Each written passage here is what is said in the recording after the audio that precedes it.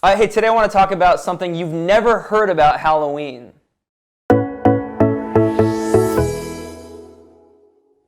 Here's what you've never heard about Halloween. Its roots are in the Jewish liturgical calendar, and that's very important to understand what Halloween is.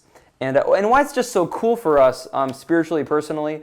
In general, the ancient Jewish calendar that goes right back to the book of Exodus and Leviticus, etc., has spring feasts and fall feasts. The spring feasts, Jesus fulfills in his actual life. By that I mean, think of like the great Jewish feasts. You've got the feast of Passover, unleavened bread, Pentecost. On the feast of Pentecost, Jesus sends the Holy Spirit. On the feast of Passover, Jesus offers himself on the cross. On the feast of unleavened bread, Jesus is celebrating the first Mass, etc. Right? Are you with me? Okay.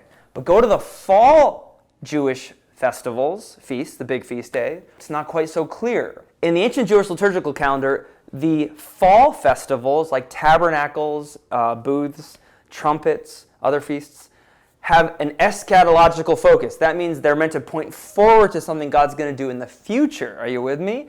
What does all this have to do with Halloween?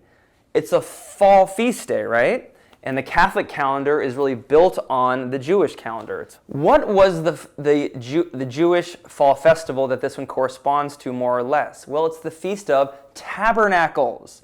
It had an agricultural dimension. It's where you would celebrate not the first fruits of the agricultural harvest in the spring, but the last fruits, the final gathering in of all of the harvest. But for a Jewish person, it also had a theological meaning, which was when God would gather all of scattered Israel, and through Israel, all the nations, he would gather them in to Jerusalem, to the temple. It hadn't happened, right? It was a future-looking feast. What in the world does that have to do with All Hallows Eve, Halloween? What does All Hallows mean? It means all saints. What this refers to is the gathering in of all humanity to God, the sanctification, the making holy, which just means proximity to God, right? Through Jesus' cross and resurrection, ascension, Pentecost, what that has unleashed is the beginning of something. Jesus' ascended and risen, glorified humanity, Paul says, is the first fruits, spring stuff, but All Hallows Eve, All Saints' Day, is now the eschatological gathering in of all humanity. What does this actually mean? What's kind of the payoff for us? Well, I think it's this.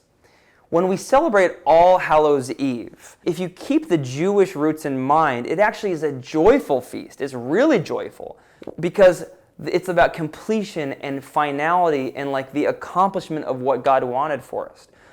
What you can do to celebrate this feast day is get to know the saints in your life better. Have favorite saints. Have icons of saints. When you look at an icon, you see this glorious person who's now radiantly beautiful because of their proximity to God in heaven. The reason the Catholic Church lifts up canonized saints is so that we can have like this vision of this great gathering in of humanity. But look, the canonized saints, in one degree, they're in this special class, but every single human being is called to be holy, called to be in God's presence forever in heaven. So in that sense, we're all saints. We're all called to be saints. And when we celebrate all the saints, it gives us hopes that one day we'll be part of that number too.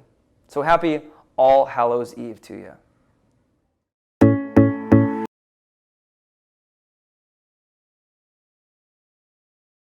My favorite candy for Halloween is Reese's Peanut Butter Cups because they're just so delicious. It's just so pleasing when you open up that packet. It's got the little cup thing and it comes right off. It's like pleated.